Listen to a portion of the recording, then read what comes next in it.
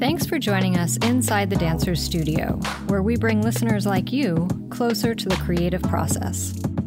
Inside the Dancer's Studio is a program of the National Center for Choreography at the University of Akron, as part of our Ideas in Motion initiative. This episode was recorded in front of a live audience on the university campus. Today we join Christy Bolingbroke, our Executive Artistic Director, in conversation with Ghanaian choreographer, educator, and administrator Mustapha Braimah, whose art practice is deeply rooted in contemporary, popular, and traditional African dance forms, as well as drumming and singing.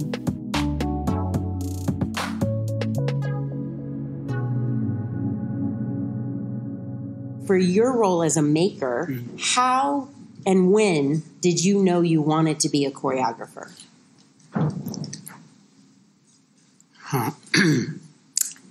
So I realized I wanted to be a choreographer. Or I realized I had the passion to start creating when I was 16 or 15, I saw there was this is back in Ghana in West Africa, there was a national assignment, we were celebrating independence, and they had asked my then director who taught me dance in higher education to create a dance piece. And he told me that to create a dance piece, we need to sit down, I need to ask you a lot of questions. And this is a politician. He was having a meeting with a politician, and I happened to sit next to them. And this minute, he was a minister. He really didn't know what he wanted to. And my professor turned to me and said, "But how do you want me to create something if you don't know what you really want?" So, and I said, and I was in agreement with the politician. I said, "Well, create the dance. It's dance, it's dance." In my little 15-year-old brain. And he said, No. I need to know what they are making, what they want me to say, the kind of things they want me to project, costume, sound, number of people. Well, especially with politics. Yes. Sure. Even colors. Mm-hmm. So one of the things that he mentioned was, I don't want you to use blue and white. Because blue and white is the opposition. Their colors. I want you to use black, red, yellow, their color. So that's when the first time I critically thought dance is not just, because I used to be a freestyler on the street. I just dance and not really attaching any sort of critical thinking or analysis to it. So that was the very first time I said, so you need to think about all these. There's a lot of things to think about. Mm-hmm. And so I worked hand in hand with this Professor Niate, who I followed him. I worked. He would give me all the lists, all the things we have to buy, and the number of dances, the style of dance we are supposed to use, whether it's contemporary, traditional, what kind of traditional dance, because there's infinite traditional dances. Yes. So he selected, and I saw all the things in a book. He's written them in a book, and I'm like, okay. So I need to study this. I need to know more about this. I think that's when I decided to be a creator, a choreographer, and also study dance in higher education. I love it. And so when I went to higher education, I majored in choreography, because that's how it started. It's your experience is very unique because you were in Ghana. Mm-hmm. But what has been consistent with a lot of our guests is there does seem to be something. It's around those teenage years where you're like, oh wait, there's something a little bit more, and male or female when it finds you or you find it. Yeah. So now, without maybe a politician's impetus, yes, where do you start? What inspires you? So these days, I try to address contemporary issues that a lot of people are concerned about. If I say a lot of people, everybody. Issues that are happening. For instance, since I came here, one of the issues that I have talked about more and danced about more is the issue of immigration. Mm-hmm. The bias of, the binary of you coming from a third world country into a first world country, traveling, the process of traveling from, for instance, any sub-Saharan African country to United States or UK or Germany or France. like what you have to go through before you get here is amazing. And the people here who live here do not know what we've been through to be here. When they see us here, oh, you're here, it's fine, everything is, right. They talk with us, but they really, and they can't, they can't process it because they have a U.S. passport. And U.S. passport is one of the powerful passport books you can ever, wherever you reach, they treat you like a guy, oh, he's from U.S. And in many countries, you don't need a visa to travel to. Because of that. Because of your U.S. passport, you don't need a visa. But if you have a Ghanaian passport, you need a transit visa. If you are going to, for instance, Guyana, and you need to transit in L.A. or somewhere, anywhere in the U.S., you need to get a transit visa. And they don't care it's a transit visa. They're going to treat you the same way as if you're coming in to visit someone or to attend school. And I have been refused visas twice in Ghana, trying to come here twice on 2 occasions. And so when I arrived, I tried to tell people that, hey, we went through a lot to get here. And so this followed me through my MA in International Studies and through my MFA. And my MFA thesis was about that. It was about immigration. And, so what I did was I wanted to give to immerse the audience into the piece and make them really understand as much as I can. So I created a passport, like a fake passport from everywhere in Sub-Saharan Africa, Nigeria, Ghana, Togo, Benin. And the theater had for about 6 entrances and exits. And so depending on when you arrive and you buy the ticket, at the box office, they will hand you a passport and they will tell you to enter with one of these. And so depending on the kind of passport they hand to you, and you're coming to, everybody knows this is gate A, that's where we enter. When you get there are TSA, I had TSA agents, and then they will tell you, oh, you're supposed to enter from above, from the top. And then some people, they take you in and they match you, then they place you at a certain vantage point on stage. And then others, if they have a U.S. passport, they just go and sit, and then they'll be watching you. And so I had projections, like the projections come, and then there's a red box.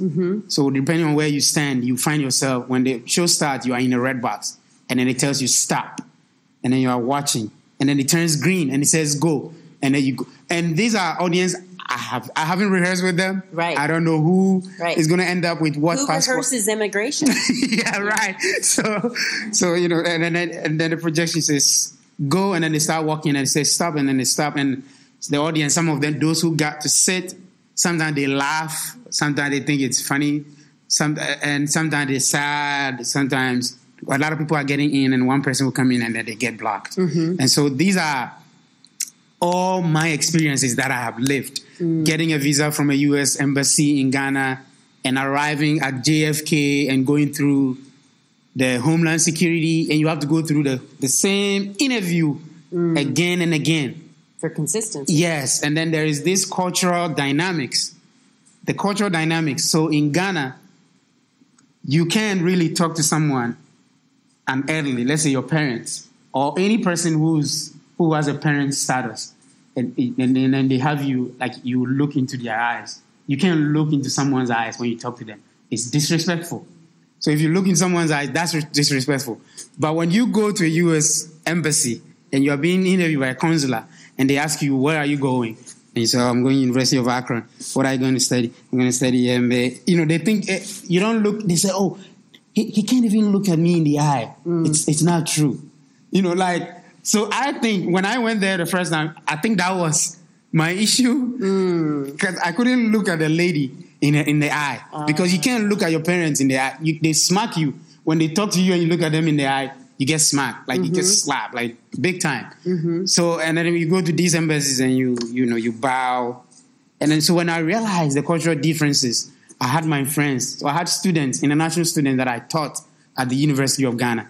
So I had them sit, and then I'll look at them in the eye, and I said, talk to me. And then I connect with the eye, and I say, yeah, I'm going practice. to. Yes, and then I had to practice, like, look at the eyeball. Like, it's not even looking at them, like, look through them. Yeah. And so that's how I was able to go through. Well, there's so much in that. I mean, and we've spoken with a lot of artists. I'm sure you've studied artists who, of course, make things based on your personal experience, right? But I think what you've tapped specifically in your work is it's not just this is my finished personal experience, but how can you share an embodied version of your identity politics? Everything from the choreography of immigration, cultural differences, and in terms of practices. And those are things a lot of people talk about dance as a universal language. Yeah. But it is the dialects, the inflections, the different societal influences that also change how that affects in the room. Yeah. One particular thing that I'm wondering you could talk to us about is how you would characterize your choreographic relationship to sound and music. And maybe there's something also in your experience as a Ghanaian, you know, that informs that differently than we'll say more Eurocentric forms. So when I'm asked to create, or when I'm in, you know, when I wear my creative hats, I usually don't start with music because so this is the reason, because back in Ghana, and I've traveled to, you know, the length and breadth of the continent of Africa. Yeah. Every African traditional dance form that you study, you have to know the music first. And you have to connect with the music. In fact, in African dance forms, if you are unable to connect with the music, be in sync with the music, your movement doesn't matter. So you're like, you can be a fine movement execution, like you execute movement, clean, neat, fine. But in the community, they say, no, he's not a good dancer. And then you ask, why is he not a good dancer? Oh, he doesn't understand the music. So in Ghana, we say, you see the music and you hear the dance.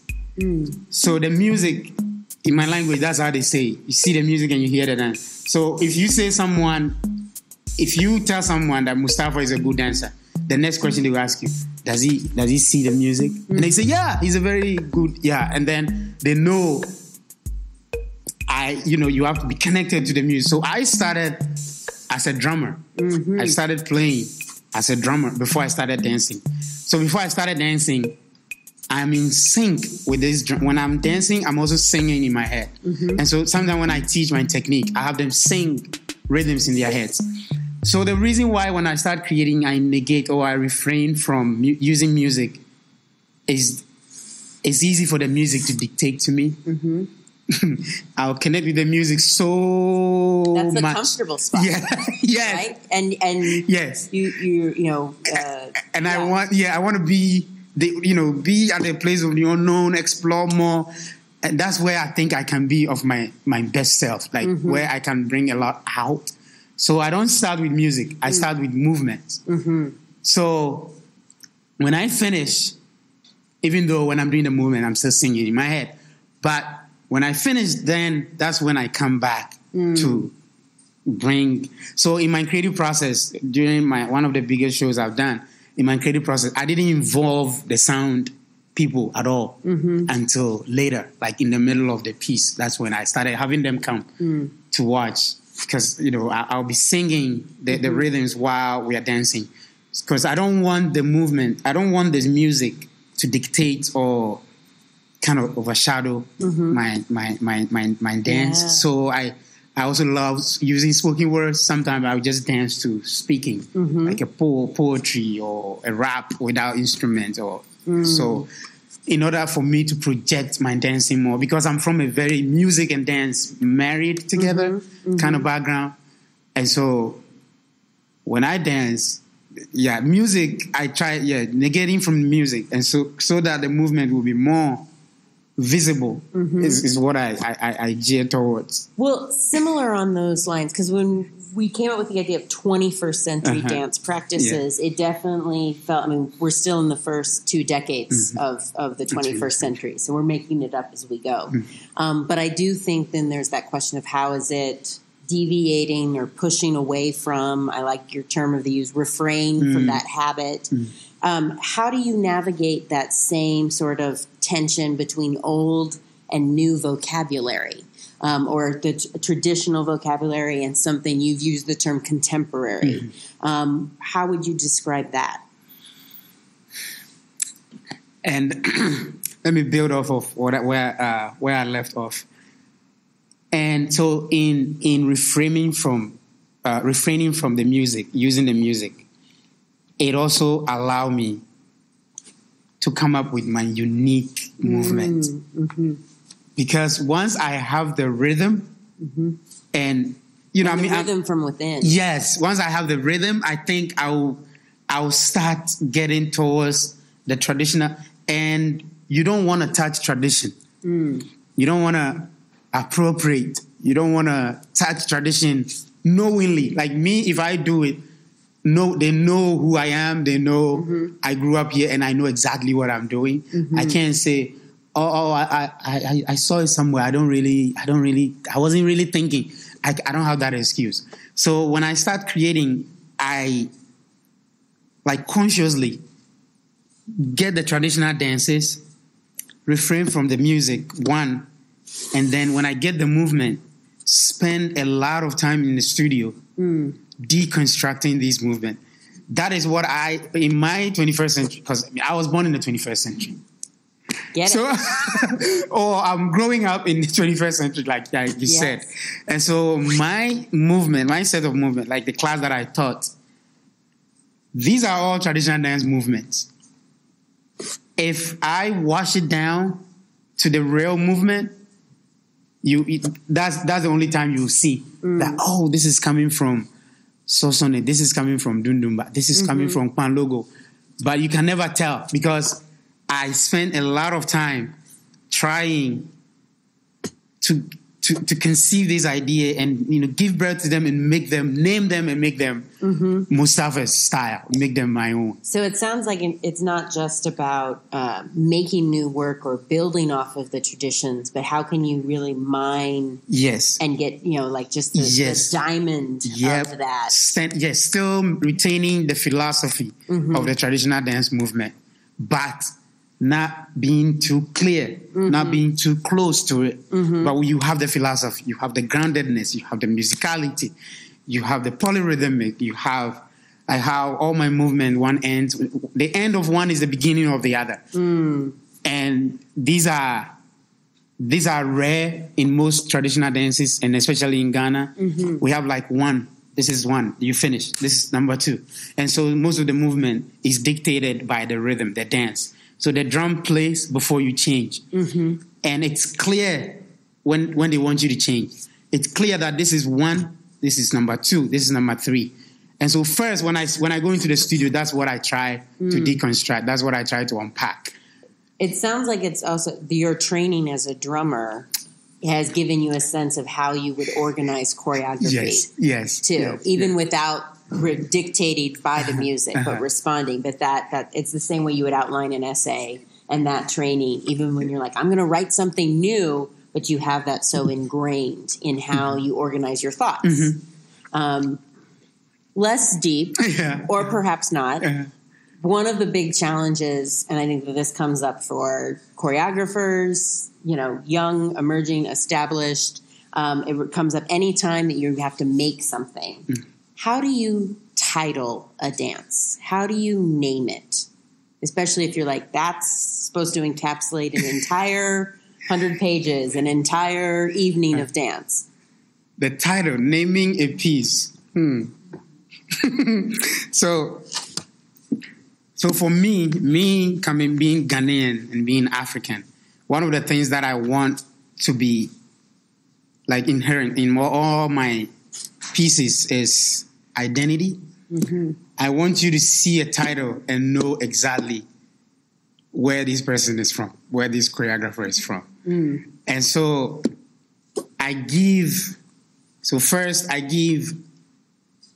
my mom is an Ashanti, and so I speak Ashanti. I was raised by my mom. And so I give it the Ashanti name, and then I give it, and then I explain, because, I'm from Africa, I'm from Africa, and I'm also in the diaspora. I live in the diaspora.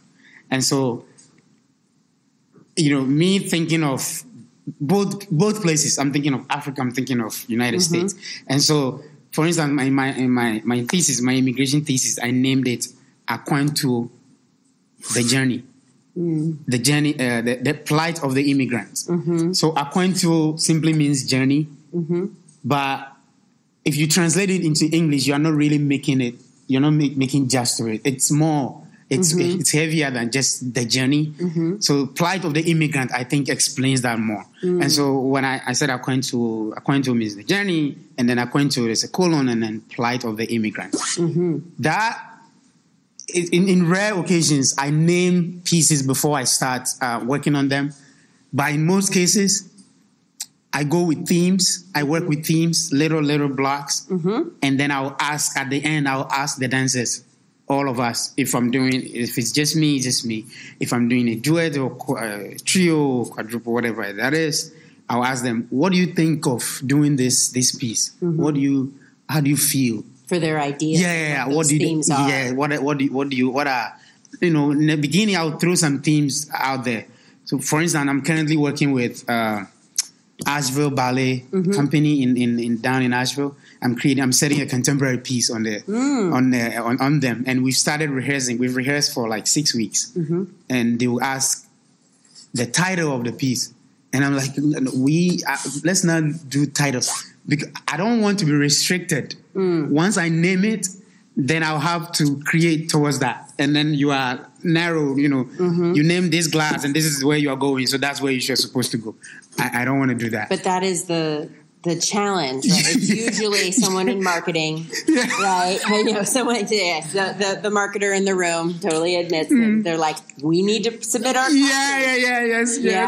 So maybe there's something to be learned, and like maybe we need more time to make the work. Yes, it up from. Give us time. Deadlines. Yes, give us time. Okay, because you restrict us when you impose these names. Once you name it, it's there. It's been advertised. The audience expects this advertisement. That's what they saw. And so you can't all of a sudden bring someone, all of a sudden bring, you said you are doing spoken words. If your favorite artist releases a song all of a sudden and you want to use it, you can't because it's already gone. So that's the box I don't want to put myself into. I think that's also a consistent challenge that we're hearing for sure. Let me ask you this. How do you get out of a creative rut? You are making, it's going along great. You only have so many weeks of rehearsal. And then one day, 1 week, you get stuck. How do you unstuck yourself? So I do two things.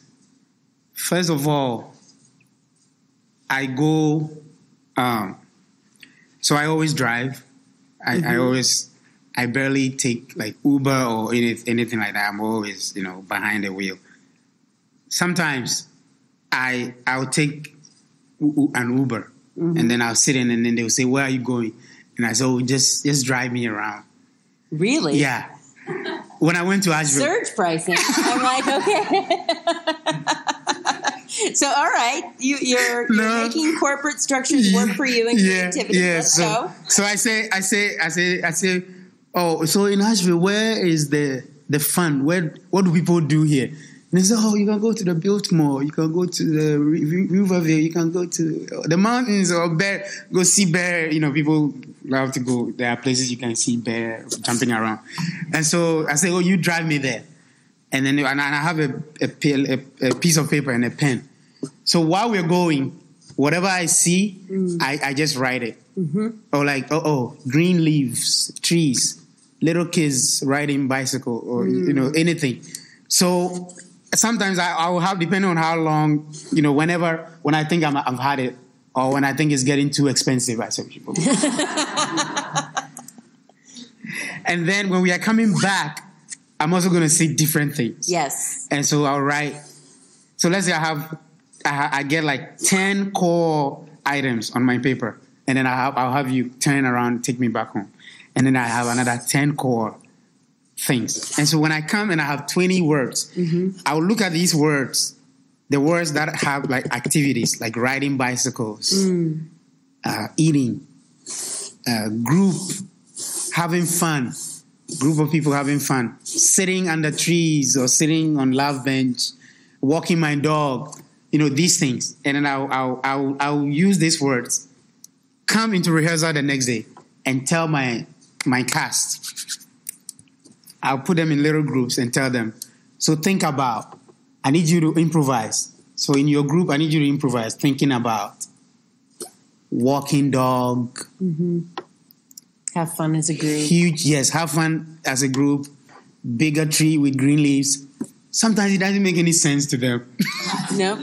And it doesn't make sense to me either. Well, it's not a linear path. Yes. What I'm hearing, and as you tell this story, because sometimes when we get in a rut, it's you can just spiral, and it's all internal. And this active, piece where you're going to go out in the world and literally get out of your head and notice something around you, not necessarily for the answers, but just to get out of your head. Yeah. So I've not heard this before. Fascinating. We're going to need to add an Uber budget into all creative processes. Anything. So I try to deviate from anything that would take me to a studio, anything that would take me to a dance. So I get off the internet, because if I go on the internet, Facebook, I'll see dance, because all my friends are dancers. Sure. And if I go to in the university, the school, I'll go to the studio, dance studio, my office, I'll see dance stuff there. I'll see photo, image, anything. So I try to refrain from anything dance and go for what we'll term as non-dancers. This has nothing to do with dance, and bring them and see how I can make those, convert them into a dance, and it's fresh. And then that's how I get the ideas, and then I build on from there. We have time for one more question. In making a creative life, what is the best piece of advice that you've received? And would you mind sharing it with us today? This was 2016 in my ACDA Mid-Atlantic ACDA. So students just came back from ACDA. Yeah, ACDA. So in 2016, we went. I was in University of Maryland. So we had our ACDA at University Morgantown, West Virginia, West Virginia, WVU. So we were there, and you know how all the pieces they will show. First about 42 different dances, and then they select 12. And so when we finish the first round, there's a feedback session from the adjudicators. And so one of the adjudicators, it was really nerve-wracking, because when you hear other people, when I have seen other people at their pieces, and I think it's so good, it's really good work, and the kind of feedback the adjudicators would give, it's like, and so I was thinking about mine. Because mine, I didn't use music. It was spoken words. It was me saying the poem and my two dancers dancing. And it got to mine, and they told me, they said, you don't have to touch this piece at all. Don't try to change it or anything. Leave it as it is. It's a complete piece of art. And I started, I started seeing stars. I think it was really satisfying for me, because before that I hadn't heard any positive feedback that they gave. All the feedback they gave was, I don't understand this needs out of work, this needs to do this and that, I don't know where this piece is going, and when they said that, and my piece needed work. So I had told my dancers that when we make it to the next round, we have to rehearse. And so after that feedback, they were in a room, and I said, we need to meet and rehearse. They said, no, we are not rehearsing. They said, you heard them, they said, this is how it's supposed to be. This is what it stays like that. And that was like one of the moments that one of the highlight moments of hearing my work by 3 great dancers. I don't want to mention their names. Like really great dancers in the field who gave me like positive feedback about a piece that I created in collaboration with my dancers. It was really great. And when you ask me immediately, I remember, because I can't. How can I forget that? Well, it's such a beautiful reminder to really hear the feedback, both the good and the bad. Because I think sometimes we also make from a place because we have to drive. We want to do more. We can be our harshest critics sometimes when you're making something. Yeah. And so to really hold strong. Now, did you actually give up rehearsal, or did you still make them rehearse? To be honest, we rehearsed. Yeah. So there's a little give and take there. Yeah. We made it to the next round. We made it to the gala, and I think we were selected. They select 3 or 4. 4. And then they select 2. It depends. 4. Yeah. So I think they selected 3, and they selected 2 for the alternative. So mine was number 4. 3 made it to the Kennedy Center, and mine was number 4. We rehearsed. Nothing changed really, but we had to rehearse because I just didn't feel comfortable. That's all right. That's all right. It's also that work ethic that keeps us going. Yeah. Everyone, please join me in thanking Mustapha Braimah.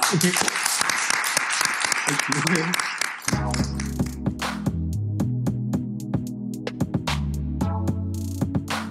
Inside the Dancers Studio Lunchtime Talk Series is supported by NCCAkron, the University of Akron, the University of Akron Foundation, and the Mary Schiller Myers Lecture Series in the Arts.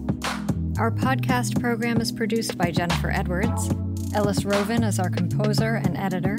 Transcription by Madeline Greenberg. Theme music by Flaco Torres. Cover art by Micah Krause. And Julian Curate and Kat Wentz are our artist coordinators. We hope you enjoyed this episode, and we encourage you to subscribe on your favorite podcast streaming platform by searching Inside the Dancers Studio. Thank you for listening, and stay curious.